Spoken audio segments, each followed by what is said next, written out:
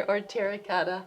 Today we're going to be painting the meadowlark, and this is actually one of the most recognizable birds in the United States because of its yellow jacket and that distinctive V on it, and it is also the state bird for no less than 6 states.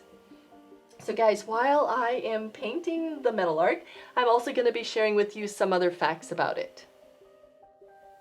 So maybe you're wondering why I'm painting this particular bird, and that is because recently when I was painting the sandpiper painting, I made the offer, does anyone have a special request for any type of spring bird that they would like me to paint? I got a couple requests, and one of them was from my patron from Patreon, and he asked me to paint the western meadowlark. And I was surprised. The reason I was surprised is because I didn't know that there was more than one meadowlark, and so I looked it up online and I found that there are 2 meadowlarks in the United States. One is the eastern, the other's the western. Of course, they're named that by the territories that they occupy.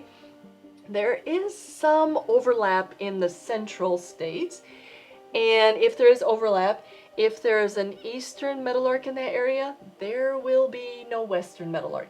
They are territorial and they don't share spaces. And the same goes for the western. The eastern won't occupy that area. The meadowlarks basically look the same, unless you're a birder, and then you can distinguish them. So there are 2 ways for birders to really definitively tell the 2 species apart.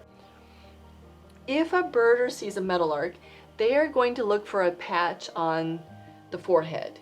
And if that patch is a bright yellow, it is a western meadowlark. If that forehead patchy area is a dull yellow or maybe a dun color, tan, gray, it is an eastern. And so that is one of the most iconic ways to tell the birds apart. The other really easy way to tell the birds apart is by their song. The eastern meadowlark is kind of a whistler, and the western meadowlark has kind of a gurgling sound that descends, and it's considered very melodious. So they're very different in sound. So there are distinctive differences between the visual and the auditory, but they pretty much behave the same. So if you are a person that you like to attract birds to your backyard and you're trying to attract the meadowlark, chances are you're probably not going to have a meadowlark in your backyard. And that's one of the reasons it's not so recognizable across the states as much as other birds, because they aren't bird feeder birds. If you have a bird feeder that does attract them, probably that bird feeder is away from the house. It's maybe out in the field, it's open space, it doesn't have a cover on it, and you have cracked corn and hulled sunflower seeds in it. Otherwise, they're not likely to come near it.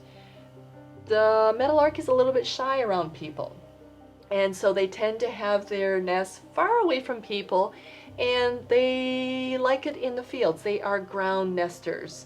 So surprisingly, you might think that the birds like to be up in trees, but no. The meadowlark likes to have open space above it and around it. So you will see the meadowlark on electrical lines, electrical poles, barbed wire fences, fence posts, just places that have open areas. When they are choosing nesting sites, it is the female that chooses the site. And she'll be on the ground, in the field, in the grasses, in the tall grasses, and she's looking for some kind of depression in the ground.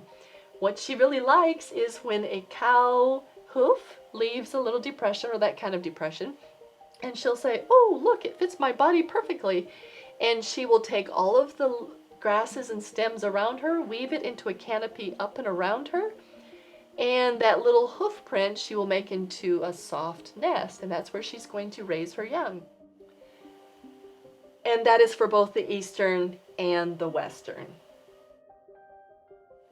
So that's a little bit about their habitat and their feeding styles. Another thing about their feeding styles is they like grains and they like insects, and that's another reason that humans don't really attract them.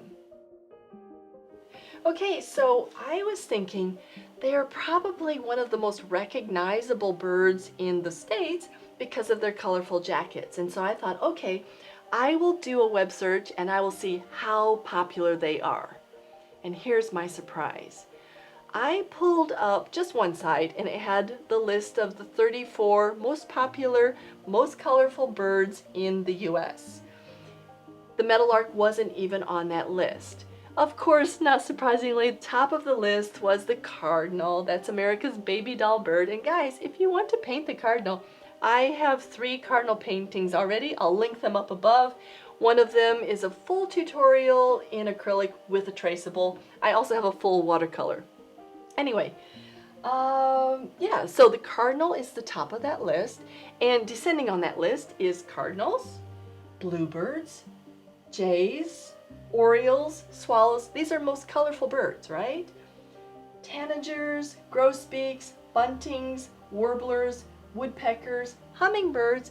There were a couple more lesser known names, but there were no meadowlarks, and I was surprised that the meadowlarks couldn't be listed as some of the most colorful birds of the US. Very surprised. However, here is my other surprise.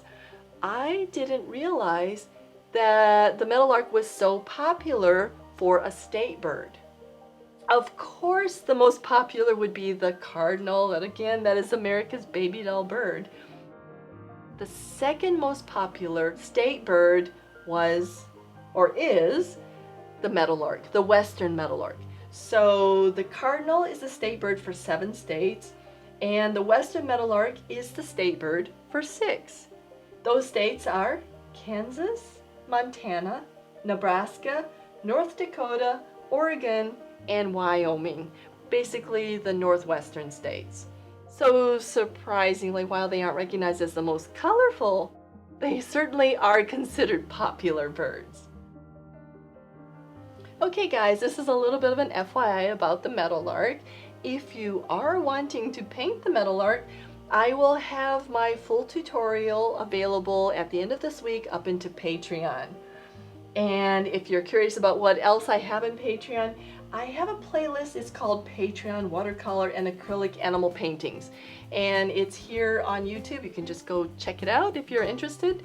Otherwise, I'm just going to turn on the music right now and you can enjoy the rest of this painting.